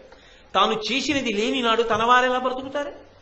అందుకే ఇంటి రక్షణ దేని మీద ఆధారపడి ఉంటుంది అంటే, అత్తగారు పెద్దదైపోతోంది, కోడలికి రావాలి. కోడలికి కర్తవ్యాన్ని నేర్పాలి అత్తగారు. ఏది నేర్పాలో దాన్ని ప్రారంభం చేసేసింది కుంతీదేవి. ఎవరినైనా అడిగిందా? అడగలేదు. ఆ రోజు తాను వడ్డించలేదు. సాధారణంగా ఎవరు వడ్డిస్తారు? ఆమె వడ్డిస్తుంది అప్పటి వరకు. ఇది భారతదేశంలో ఉన్నటువంటి ఒక అద్భుతమైన సంపద. ఎందుచేత అంటే తల్లి ప్రియమార బిడ్డకి అన్నం పెడుతుంది. ఆ కొడుక్కి తానే సంబంధం చూసి పెళ్లి చేసింది, కోడలు వచ్చింది. మరి కోడలకి కోరిక ఉండదండి, ఆయనకి కావలసింది తాను వండాలని, తాను వడ్డించాలని ఉండదు. ఎంతో కష్టపడో పదార్థం చేసింది, వడ్డించింది. చాలా బాగా చేశావే అని చటుక్కున వెనక్కి తిరిగి, అమ్మా అమ్మా నీ కోడలు ఎంత బాగా చేసిందో చూడు అని ఒకటికి 2 మాటలు వేసుకు తిని పొగిడాడు. తాను గుండెలు బాధేసుకుని కోడలు వశం చేసేసుకుంటోంది, అక్కడి నుంచి అది వంట చేసేస్తోంది, అదే అన్నం పెట్టేస్తోంది, ఇన్నాళ్లు కనిపించాను అని అనుకోరు అత్తగారు. సంతోషిస్తుంది. దీని కొరకు కదా కోడల్ని తెచ్చుకున్నాను, అమ్మయ్యా నా కొడుకుని క్షేమమైన చేతుల్లో పెట్టేశాను, ఇక పైన అన్నం పెట్టేటప్పుడు తల్లిలా పెట్టే కోడలు వచ్చింది అని ఆనంద భాష్పాలు రాల్చగలగాలి. అది సంస్కృతి. తప్ప కోడల మీద కూడా ఏడిస్తే ఇంకా ఏం బ్రతుకండి అది. అలా ఉండకూడదు. కోడలు ఇంటి విషయాలు చూస్తుంటే అత్తగారు ఆనందపడాలి, అప్పచెప్పాలి కోడలికి. ఒక్కొక్క పని కోడలికి చెప్పి కోడలి అభ్యున్నతిని పొందడానికి, కోడలి ద్వారా ఇల్లు వృద్ధిలోకి రావడానికి ధర్మానుష్ఠానాన్ని నేర్పాలి. కుంతీదేవి ఇంటికొచ్చిన కోడలి చేత మొదట చేయించిన పని ఏమిటి? 10 మందికి పెట్టించి ఇది రావాలి, అంతేగాని బీరువా తాళాలు ఇచ్చి ఈ లోపల ఎప్పుడూ బయటికి తీయకూడదు అని నేర్పకూడదు కదా. 10 మందికి పెట్టడం వస్తే ఆ పుణ్యం నిన్ను కాపాడుతుంది. అది ముందు ద్రౌపదీదేవికి నేర్పింది. ఆవిడ మా ఇంట్లో మేం చెయ్యం, పరిచారికలు చేస్తారు, ఇవన్నీ నేనేమిటి, ఇంత రాచకాంతని నేను వెళ్ళి వీధుల్లో వాళ్ళకి నేను పెట్టనా అన్నావు అని ఆమె అనలేదు. ధర్మమునందు ఆమె అనురక్తి అటువంటిది. కుంతీదేవి భూషయనం చేసింది, పాండవులు భూషయనం చేసి ఉన్నారు. వాళ్ళెవరో కూడా ద్రౌపదికి తెలియదు. నిజానికి మత్స్యయంత్రం కొట్టారు, తెచ్చారు, తండ్రి నియమాన్ని పాటించారు. ఆమె వాళ్ళ కాళ్ల కట్టున భూషయనం చేసింది. ఒక్కటి జ్ఞాపకం పెట్టుకోండి, మనిషి తన కర్తవ్యాన్ని తాను నిర్వహించడంలో ఒకరిని గౌరవించడం చేత గౌరవాన్ని పొందుతాడు, కానీ ఒకరిని గౌరవం ఇవ్వడం చేత తాను ఎప్పుడూ కూడా తల వంచి ఏదో చేతకాని వాడైపోయాడని ఎప్పుడూ అనుకోకూడదు. గురువుగారు కనపడ్డారనుకోండి, 2 చేతులు కైమోక్షి నమస్కరించారనుకోండి, మీ గౌరవ భావన చేత మీరు పెరుగుతున్నారు. మీ అధికారి మీకు కనపడ్డాడనుకోండి, పరమ గౌరవంతో విష్ణువాంశ అని 2 చేతులు ఎత్తి నమస్కరించారనుకోండి, మీ గౌరవం చేత మీరు పెరుగుతున్నారు. మీ సాటి వ్యక్తి, మీ ఇంటి పక్క వ్యక్తి కనపడ్డాడనుకోండి, పరమ ప్రేమ భావనతో మీరు ముందు పలకరించి, ఏమంటే కులాసాగా ఉన్నారా, ఏమి 2 రోజుల నుంచి కనపట్టలేదు మీరు అని ప్రేమగా పలకరించారనుకోండి, దాని చేత మీరు కిందకి దిగట్లేదు. మీరు చూపించిన ప్రేమ చేత, మీ పూజ్య భావన చేత మీరు పూజింపబడతారు లోకంలో. మీరు గమనించండి, ఎవరు 10 మందిని గౌరవిస్తాడో వాడు గౌరవింపబడతాడు. ఆయన ఎవరి జోలికి వెళ్ళారండి, మహానుభావుడికి ఎంత గౌరవం అండి ఆయనకి అంటారు తప్ప, ఆయన ఎవరు కనబడితే వాళ్ళని అంత గౌరవంగా చూస్తాడు, ఆయనకి గౌరవం ఏమిటంటే అన్నాడు అనుకోండి ఎవడైనా, వాడు నీచుడు. తప్ప పూజించిన వాడు పూజార్హుడు, గౌరవించిన వాడు గౌరవానికి అర్హుడు కాదు. తప్ప ఆయనకి మనం నమస్కారం పెట్టేది ఏంటండి అంటే, నువ్వు నమస్కారం పెట్టకపోతే మానే, ఆయన గౌరవం తగ్గిందనుకుంటున్నావా? ఆయన గౌరవం తగ్గదు, గౌరవం ఇచ్చి తీరాలి అంతే. దాని చేత నువ్వు మానసికంగా ఎదుగుతావు. ఆ ఎదగనప్పుడు అర్థం లేదు. నేను మా ఉద్యోగంలో చేరినటువంటి ప్రారంభంలో నరసింహారావు గారిని ఒక ఆయన ఉండేవారు. ఆయన నాకు మొట్టమొదట చెప్పింది ఏమిటి అంటే, కూర్చోగానే నీ పై అధికారులకు నువ్వు మనస్ఫూర్తిగా గౌరవించి నమస్కరించడం నేర్చుకో, ఇది నీకు మొట్టమొదట రావలసిన లక్షణం. రేపటి నుంచి నువ్వు రాగానే నాకు నమస్కారం సార్ అనాలి అని కూర్చో. అది నిన్ను వృద్ధిలోకి తీసుకొస్తుంది కోటేశ్వరరావు, నా గౌరవానికి చెప్పట్లేదు. ఆ గౌరవించడం నిన్ను వృద్ధిలోకి తెస్తుంది. ఇప్పటికి నేను కూడా నా పై అధికారికి అలా నమస్కరిస్తానయ్యో అని చెప్పారు ఆయన. అంటే నేను ఆయన చెప్పిన సూక్తులు ఇప్పటికీ పాటిస్తూ ఉంటాను. మహానుభావుడు ఒక్కొక్కడు గురువులా తటస్థిస్తాడు. మంచి మాటే లోకంలో గులకరాళ్లలోనే సాలగ్రామం ఉంటుంది, నువ్వు ఏరుకోగలగాలి. కాబట్టి గౌరవించిన వాడు గౌరవింపబడతాడు. ద్రౌపదీదేవి ఎక్కడో పుట్టింది, యాజ్ఞసేని. ఈ బిచ్చగాళ్ళేమిటి, భిక్షాన్నం తేవడం ఏమిటి, వీళ్ల కాళ్ళ కట్టున నేను పడుకోవడం ఏమిటి, హంసతూలికా తల్పాల మీద పడుకున్న దాన్ని వీళ్ల కాళ్ళ కట్టున నేను పడుకునేదాన్ని ఏమిటి అంటే, ద్రౌపదీదేవి గురించి ఇప్పటికీ ద్వాపర యుగంలో జరిగిన కథని ఇప్పటికీ ఎందుకు చెప్పుకుంటారు, ఎందుకు ప్రవచనం చేస్తారు? ఇంకొక విషయం మాట్లాడకూడదా అంటే, ధర్మము ధర్మము ధర్మము ధర్మము అంతే. ఆ ధర్మమే మనిషికి రక్ష. ఆ ధర్మాన్ని పట్టుకున్నంతకాలం మనిషి పాడవడు. అందులో ఎంత వినయం ఉంది, ఎంత గౌరవం ఉంది, ఎంత మర్యాద ఉంది, అది జీవితానికి అలవాటు పడితే నిజంగా అటువంటి వ్యక్తి ఎక్కడ ఉంటే అక్కడే పెద్ద ఆస్తి. అందుకే ఆ కుంతీదేవి అంత గొప్పగా ఆ ద్రౌపదీదేవికి నేర్పింది. తర్వాత బ్రాహ్మణులు వచ్చారు, మీరెవరని అడిగారు. మేమెవరమైతే ఏమి, మత్స్యయంత్రం కొడితే పిల్లనిస్తానన్నాడు, పిల్లనిచ్చాడు. కాబట్టి ద్రుపద మహారాజు గారు చేయవలసింది చేశాడు, మేమెవరమైతే మీకెందుకు అయ్యా, మీకో నమస్కారం అని బ్రాహ్మణుల్ని పంపించారు. ద్రుపద మహారాజు గారు రథాన్ని పంపించి రమ్మన్నాడు వాళ్ళింటికి. అందరూ బయలుదేరారు. 5 పాండవులు, ద్రౌపదీదేవి, కుంతీదేవి 7 వెళ్ళారు. అప్పుడు ధర్మరాజు గారు చెప్పేశాడు, నేను ధర్మరాజుని, ఈయన భీముడు, అర్జునుడు, నకులుడు, సహదేవుడు 5 ద్రౌపదీదేవిని వివాహం చేసుకోవాలనుకున్నప్పుడు వచ్చినటువంటి క్లిష్టమైన సమస్యని వేదవ్యాసుల వారు వచ్చి పరిష్కరించినటువంటి విశేషాన్ని మీకు నేను మొన్ననే ఆదిపర్వంలో దాని గురించి చెప్పడం జరిగింది. వ్యాసుల వారి వైభవాన్ని చెప్తూ ద్రౌపదీ కళ్యాణం జరిగింది. అయిపోయిన తర్వాత ఎంతో సంతోషంగా ఉన్నారు. కొంతకాలానికి ధృతరాష్ట్రుడికి తెలిసింది. పిలిపించాడు. అయ్యో అయ్యో పొరపాటు అయిపోయింది చూశావా, మీరేదో విశ్రాంతి తీసుకుంటారని నేను లక్క ఇంటికి పంపాను. అది లక్క ఇల్లని నాకు తెలియదు, అది తగలబడిపోయింది. కానీ అదృష్టం చూశారా, మీరు బతికారన్నారు. అదో దొంగ ఏడుపు. దంభము అని ఎవ్వరికీ తెలియదేమో కానీ లోకంలో దంభమన్న గుణాన్ని పట్టుకోగలిగిన వాడెవరు అంటే పరమేశ్వరుడు పట్టేసుకుంటాడు. దంభము అంటే పైకి తాను ఒకలా ఉండి లోపల ఒకలా బ్రతుకుట. అది పరమ ప్రమాదకరమైనటువంటి గుణం. కొంగ చూడండి తెల్లగా ఉంటుంది. ఏటి ఒడ్డుకు వెళ్ళినప్పుడు ఒంటి కాలు మీద కొంగ జపం అంటారు, ఒక్క కాలు మీద నించుంటుంది. నిజంగా కొంగని చూస్తే ఏమనిపిస్తుందంటే ఎంత తెల్లగా ఉందో, ఎంత సాత్వికంగా ఉందో, పాపం ఈ కొంగ ఎవరి జోలికి ఎడుతుంది అనిపిస్తుంది. కళ్ళు అర్ధనిమీలిత నేత్రాలతో ఇలా సగం మూసుకుని ఉంటుంది. దాని దృష్టి అంతా నీటిలో చేప మీద ఉంటుంది. చేప ఇలా దగ్గరికి రాగానే చటుక్కన సంపుటాల్లో ఇరిగించుకుని ఇరిపోతుంది. పైకి చాలా భక్తుడిలా కనపడుతూ, పెద్ద మనిషిలా కనపడుతూ, లోపల పాపభావములతో ఉంటే సమాజము పట్టుకోలేదేమో కానీ పట్టుకోలేని అమాయకుడు భగవంతుడు మాత్రము కాడు. పైకి ఒకలా లోపల ఒకలా బ్రతకరాదు. కాబట్టి ఆ దంభమనేటటువంటి గుణం ఉండడానికి వీలు లేదు. కాబట్టే వాళ్ళు తమ యథార్థమైనటువంటి స్థితిని వాళ్ళు చెప్పేశారు, వ్యాస భగవానుడు చెప్పేశాడు. ఆ ద్రౌపది వివాహం పూర్తయిపోయింది. ఇప్పుడు ధృతరాష్ట్రుడికి మాత్రం దంభం. పైకి ఒకలా ఉంటాడు, లోపల ఒకలా ఉంటాడు. తన స్నేహ సంబంధం లేనట్టు, తానసలు వారణావతంలో కుట్ర చెయ్యనట్టు దొంగ ఏడు పేడిచి పాండవుల్ని చేరదీశాడు. మళ్లీ దుర్యోధనుడి ఏడుపు ప్రారంభం. వాళ్ళు మళ్లీ వచ్చేశారు. మళ్లీ ప్రజానురక్తిని పొందుతారు. పట్టాభిషేకం చేసుకుంటే అందుకని వీళ్ళని దూరంగా పంపించేయి. ఇక్కడ ఉంటే రాజ్యం దక్కదని అర్ధరాజ్యాన్ని పాండవులకి ఇచ్చి హస్తినాపురాన్ని రాజధానిగా దుర్యోధనుడు ఏలుతుంటే ఇంద్రప్రస్థ నగరాన్ని రాజధానిగా చేసి పాండవులకు అర్ధరాజ్యం ఇచ్చాడు ధృతరాష్ట్రుడు. ఇంద్రప్రస్థానికి వెళ్ళారు. వాళ్ళు ధర్మం ఎక్కడుంటుందో అక్కడ భగవంతుని యొక్క అనుగ్రహం ఉంటుందండి. మనుష్య ప్రయత్నం ఉండాలి, కానీ దానితో పాటు భగవద్ అనుగ్రహం కూడా కలిసి రావాలి. భగవద్ అనుగ్రహం ఎందుకు కలిసి వస్తుంది? ధర్మం ఎక్కడుంటే అక్కడ కలిసి వస్తుంది.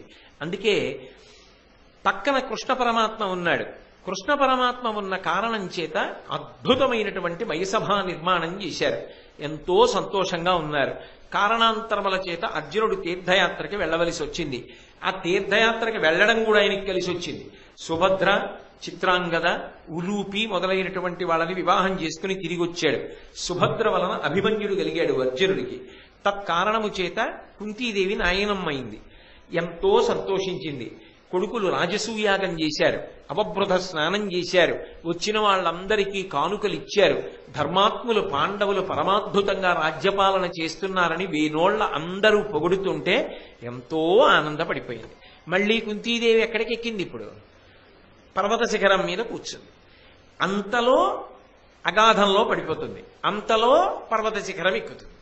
అన్ని కష్టాలు. ఎన్ని కష్టాలు! తినడానికి లేక భిక్షాటన చేసి పట్టుకొస్తే కొడుకులు తిన్నటువంటి రోజుల నుండి ఎంత పైకెక్కిందంటే రాజ్యాధిపత్యాన్ని పొంది రాజసూయాగాన్ని చేశాడు కొడుకు. మనవణ్ణి పొందింది. ఎంతో సంతోషంగా గడిచిపోతాం. అలా ఉంటే కుంతీదేవి జీవితం ఎందుకు అవుతుంది? ఎంత కిందకు పడిపోవాలో అంత కింద పడిపోతుంది, ఎంత పైకెక్కాలో అంత పైకెక్కుతుంది. పైకెక్కినా కింద పడిపోయినా ధర్మాన్ని మాత్రం వదలదు. అది ఆవిడ యొక్క గొప్పతనం. అందుకే ఆ తల్లి సంతోషంగా ఉన్నటువంటి రోజులలో అనుకోనటువంటి సందర్భం ఒకటి జరిగింది. ఏమి అది అంటే, పాండవులను జూదానికి ఆహ్వానించారు కౌరవులు. అలా ఆహ్వానించినప్పుడు వాళ్లతో జూదమాడి ధర్మరాజు గారు ఓడిపోయాడు. ఓడిపోయిన కారణం చేత రాజ్యం